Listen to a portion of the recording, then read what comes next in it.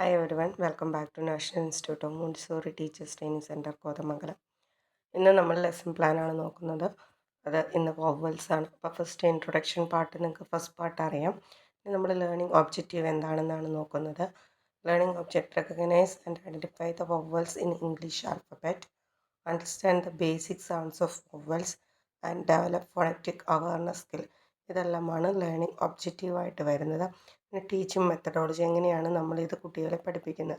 ഇപ്പോൾ direct instruction എന്ന് പറഞ്ഞാൽ വെർബൽ ടോക്കിംഗ് ആണ്. അതായത് introduce the concept of vowels through simple explanation and എക്സാമ്പിൾസും എക്സ്പ്ലനേഷൻസും വെച്ചിട്ട് കുട്ടികളുടെ കൺസെപ്റ്റ് എത്തിക്കുക എന്നതാണ് പറയുന്നത്.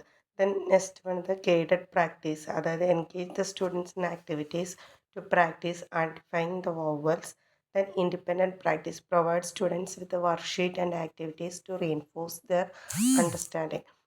ഇതെല്ലാമാണ് ടീച്ചിങ് മെത്തഡോളജിയിൽ വരുന്നത്. അതായത് നമ്മൾ ഇപ്പോൾ വവൽസ് എന്ന് പറയുന്നത് കൺസണൻസ് ഉണ്ട്. അതായത് 5 വവൽസ് ആണുള്ളത്, 21 കൺസണൻസ് ആണുള്ളത്.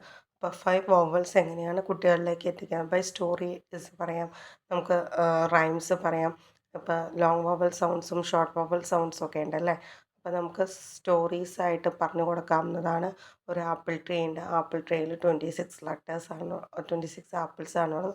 ഓരോ ആപ്പിൾസും ഓരോ ലെറ്റേഴ്സിനെയാണ് ഡിനോട്ട് ചെയ്യുന്നത്. അപ്പോൾ ഒരു വലിയ കാറ്റ് വന്നു കഴിഞ്ഞപ്പം അതിൻ്റെ അകത്ത് 5 നോട്ടി ആപ്പിൾസ് എല്ലാം ചാടിപ്പോയി. 5 നോട്ടി ആപ്പിൾസിൻ്റെ പേരെന്തെല്ലാമാണെന്ന് അതിൻ്റെ അകത്തുണ്ട്. നമുക്കത് കണ്ടുപോകാം.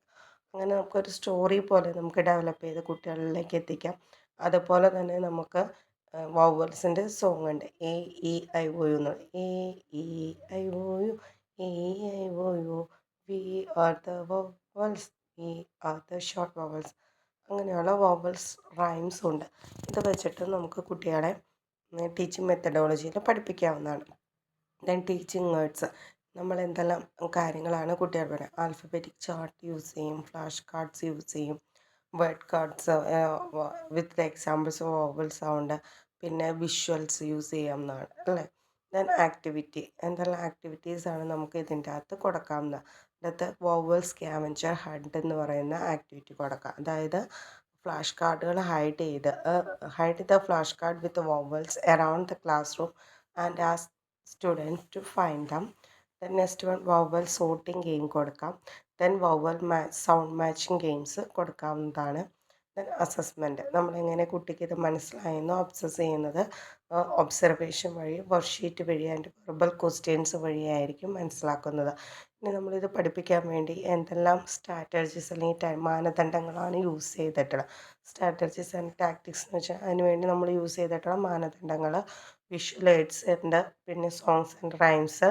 Then provide opportunity to students to practise identifying vowels in different context, use games and activities. ഇതെല്ലാം നമ്മൾ യൂസ് ചെയ്യുന്ന മാനദണ്ഡങ്ങളാണ്.